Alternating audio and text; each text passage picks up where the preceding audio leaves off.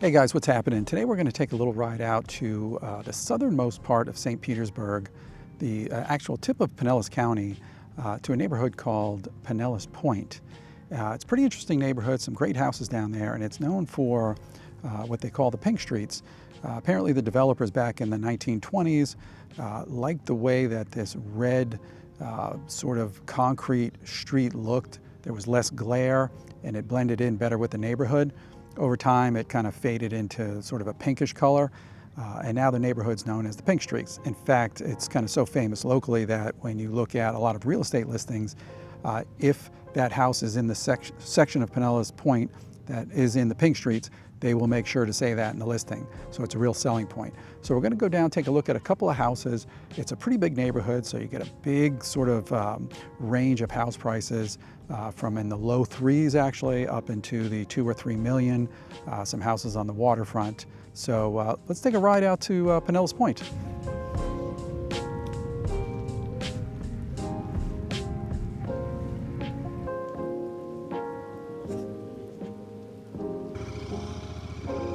So as we head off to Pinellas Point, let's go through the basics. These are the questions that I get when somebody's thinking about moving into St. Pete from another area. They don't really know anything about it. This is the first series of questions. I call it the basics, or D basic really.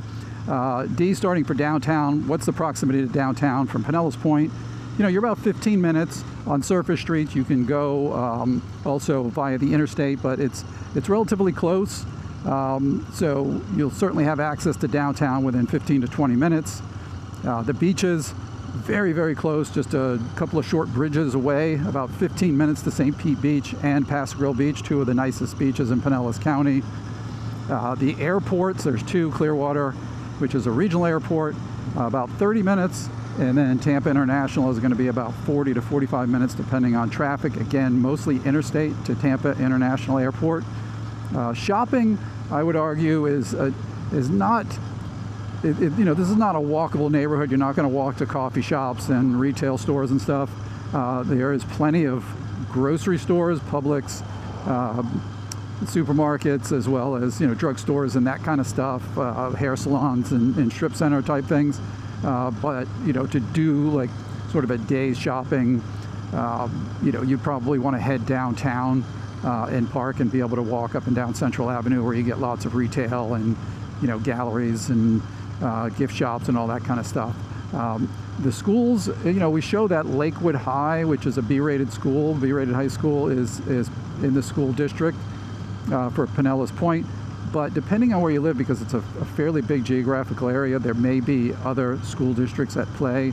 There are also a couple of private schools relatively close by as well.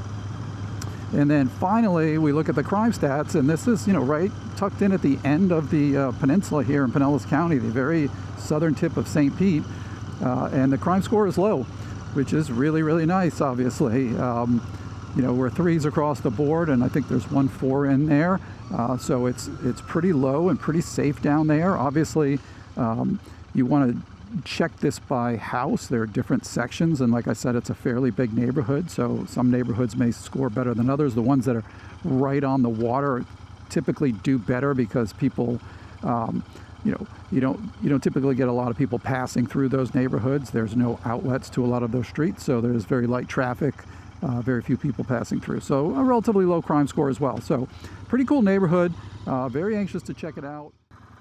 All right, so there it is, 2134 Serpentine Circle South here in Pinellas Point. And let's just go through some of the details. I like to use a method I call PICCL-F, P-I-C-C-L-F. It stands for price, interior, curb appeal, condition, lot size, and finally flood risk. So if you go through all of that stuff to evaluate a house, you get a pretty good sense of what you're dealing with here. So this house is right now priced at $985, which puts it at $410 a square foot. I mean, it's essentially in line with comparable sales, but you know, this house has been on the market for 6 weeks, and you know, if a house has been on the market 6 weeks and hasn't been under contract once, you know, that's the market sending a pretty strong signal that they don't like it at that price. There are times where a house might be on the market several months and then it ends up selling for the asking price, but that tends to be only in cases where it's a really unusual or special house, where it just took longer to find a special buyer. This is, a 2100 or 2400 square foot house, and it's beautiful, but there's nothing so unusual about it that it should take that long to attract a buyer. So, I think we might be looking at an 8 handle on this house, somewhere in the 880 to 899 range. 6 weeks on the market, hasn't been under contract, no price drops yet. I would expect a price drop pretty soon. So, even though this is not way out of line, I would say that the score for the price would be 70 out of 100. And then moving inside, what you get is 3 bedroom, 3 bath, 2,400 square feet. Just, scrolling through the photos here, we see it's a nice, really beautiful open layout with a nice kitchen, granite. The kitchen looks a little bit small. It's not an eat-in kitchen, but it does have a nice dining area. Big living area with some nice touches. That stacked stone on the fireplace is really nice touch. Good sized primary bedroom here and a primary bath. That looks nice. This loft is set up as a bedroom, but, obviously could easily be a den or a game room. And then looking at the history of this house, the last renovation was in 2017 when it sold for $425,000, and then it sold again in 2021 for $648,000. So it looks like a few minor things have been done since. Looking at the pictures, the flooring has changed since the last major renovation in 2017. So interior is really nice. The renovation now is 7 or so years old, and this last owner doesn't look like they did that much to it. So we'll give that a 90. Moving on to the curb appeal, really beautiful landscaping here. It's these arched garage doors, that paver walkway and driveway is really nice. The house, when you pull up, just looks absolutely beautiful. Very mature landscaping, and even in the backyard, obviously that's not technically curb appeal, but this house is very well landscaped and very well maintained. And in that back of the house, you've got that big screen porch with the tile floors. So overall for curb appeal, I'm going to give this one a 93. Now the condition of the house, it looks to be in very good condition. The last systems upgrades were the roof in 2015, so that's 10 years old. The HVAC system in 2016, and then electrical panel and wiring look like 2015 as well. It also does have impact windows and the sliders too, which is great. That's a very, very expensive option. So condition, we're going to give it an 80. I know that seems a little bit low because the house looks beautiful, but when you get a new AC and a roof, the clock is always ticking until the next time you have to replace those. They don't last forever. And here in Florida, especially with insurance, once you get to the 20-year mark, you're going to have a hard time getting your insurance renewed. So we're halfway into that with this roof, and I can see, just from here, I can see it's showing its age. So, the clock is ticking on that. A 9-year-old AC, you can expect, depending on the quality, to get 15 years out of an AC. So, you're going to have those two expenses coming up at some point. And as far as lot size goes, this sits on a lot that's 67 by 120. That's a little bit less than a fifth of an acre. Not huge, and the backyard is not super deep, but it's enough to give you some privacy, and it's fenced. So if you have dogs, there's plenty of room. Kids to play back there as well. In a nice sized front yard, so you could get some cars in the driveway. There is some street parking here, but if you had guests over, you could fit 4 or 5 more cars in the driveway. So lot size, we'll give that a 90. That's a little under a fifth of an acre. That's pretty good size.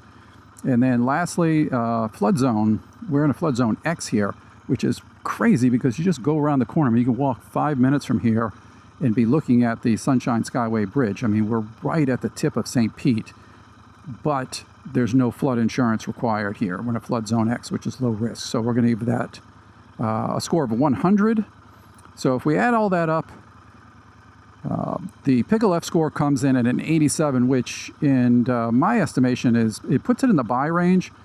The market has done some of the work for us here, as this house is 6 weeks on the market with no price reductions, which is a bit surprising. Whether that means an unmotivated seller or maybe it's just a wait and see situation, I don't know. But I would say based on everything else, this house would be a solid buy. This is just my opinion, in the 880 to 890 range. I don't think they're going to get that upper nines. I don't know why they think they would after 6 weeks on the market. So beautiful house. We're in the pink streets of Pinellas Point, a super cool neighborhood, just a few minutes from a bunch of parks that line the waterfront here. So let me know in the comments what you think about this house at that price. I'm going to take a little ride over to the next little park just to see how close it is, and then we're going to take a look at that house, much smaller house on 62nd Avenue.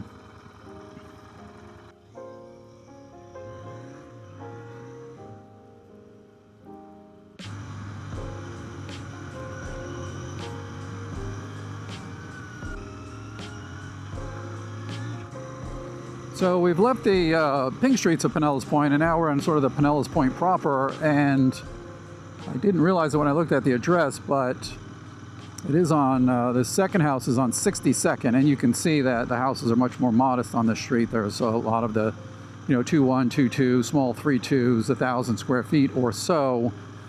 And it's not like a super busy street, but it's not a in the neighborhood street either. So hopefully we'll be able to park and take a look at this house. Oh, here it is, coming up here on the right.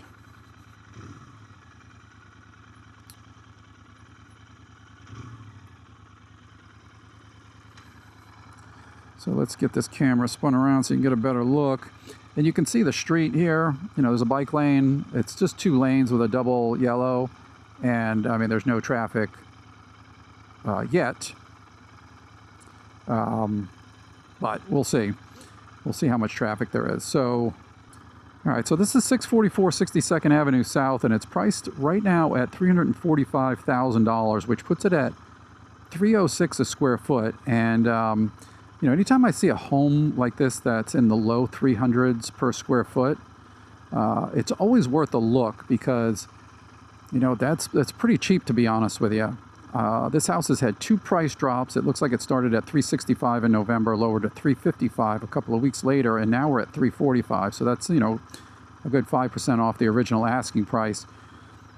I mean, I would say this house looks to be priced correctly, and I'd not be surprised to see an offer or this thing go pending fairly quickly at this number, or maybe a little bit lower. I mean, once you get under $300 a square foot, you can almost expect a non-renovated house. So, pricing wise, I'm going to give this one a 98. I think this one is in the range, and it's probably going to get snapped up relatively soon. Inside you get a 3-bedroom, 2-bath, 1,128 square feet. Scrolling the photos, it's probably what you'd expect at this price point. There's not, anything I would call super custom in here, but we've got new floors, new appliances. The living and dining area are a little on the smaller side, but, we are talking about 1,100 square feet overall. It's a nice kitchen. It looks like newer cabinets. It's a little small. It's not eat-in. And it looks like, for sure they enclosed a garage. And they did a decent job with it, although that's not my favorite thing to do, is just turn that front of the house into a wall. So, but, 3-2s are going at a premium.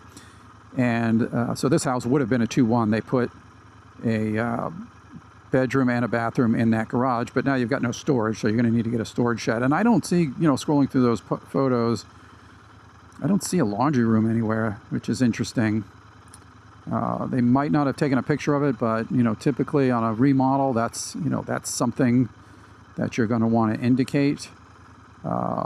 So I'm going to give the interior a score of 85. There's nothing particularly special in here. This looks like, an investor came in and did what they did, knowing, the sort of the price point.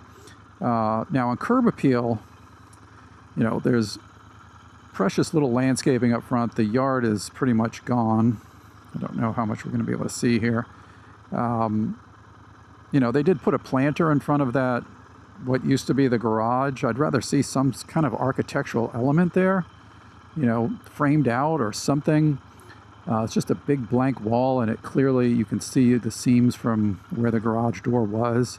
It's not my favorite thing, but obviously, adding that bedroom and bathroom was a big thing. So curb appeal, I'm going to give it an 85. Now, the condition of the house looks to be in pretty good condition. Obviously, this is a brand new renovation. No one's lived here since the renovation. The roof, the HVAC, water heater, and appliances are all brand new. No mention of the windows, but from the looks of them, they're not old windows, that's for sure. So I don't know if they're impact windows or not, but they look pretty nice. So I'm going to give the condition of this house a score of 94.